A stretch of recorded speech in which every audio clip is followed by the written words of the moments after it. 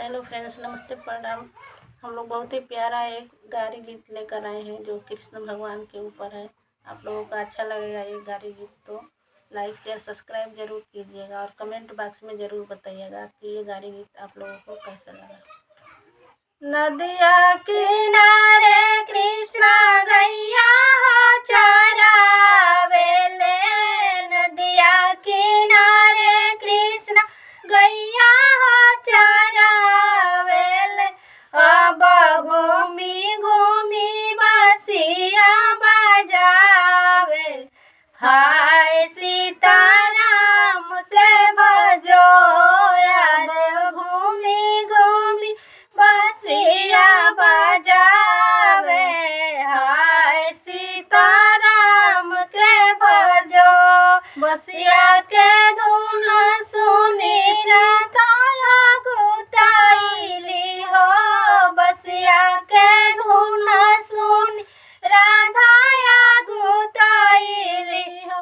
अब चल सखी जल भर लाई, हाय सीताराम से भजो यारे, चल सखी जल भर लाई, हाय सीताराम से भजो।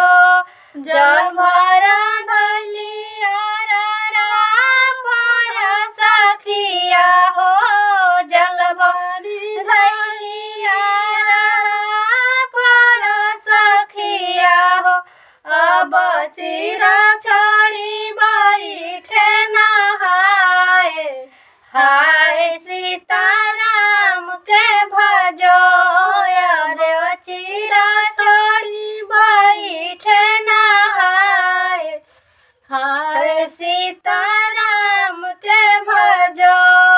कदम के गछिया से उतारे कन्हैया हो, कदम के गछिया से उतारे कन्हैया हो। अब चिरा जेली हाले चराई, हाय सीताराम के भजो। अब चिरा जेली हाले चराई, हाय सीताराम के भजो। हाथ जोड़ी राधा हो बिनती करत है, हाथ जोड़ी राधा बिनती करत है। अरे देई देऊ चीरा हमारा, हाय सीताराम के भजो यार, देई देऊ चीरा हमारी, हाय सीताराम के भजो। जब तुम्ही हख तू राधा जल से बहरिया हो, जब तू हख तू राधा जल से बहरिया हो। अरे तब देव चिरावा तोहार, हाय सीताराम से भजो यारे, तबे देव चिरावा तोहार, हाय सीताराम के भजो।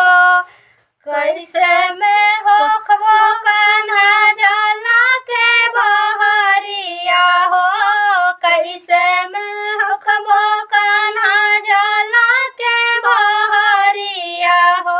अरे जल बीच खाड़ी उघारी, हाय सीताराम के भजो यारे, जल बीच खाड़ी उघारी, हाय सीताराम के भजो।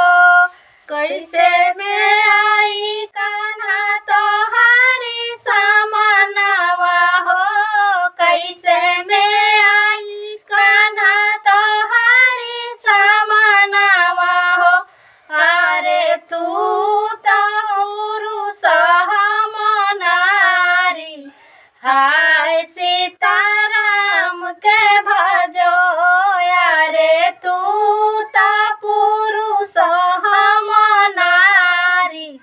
हाय सीता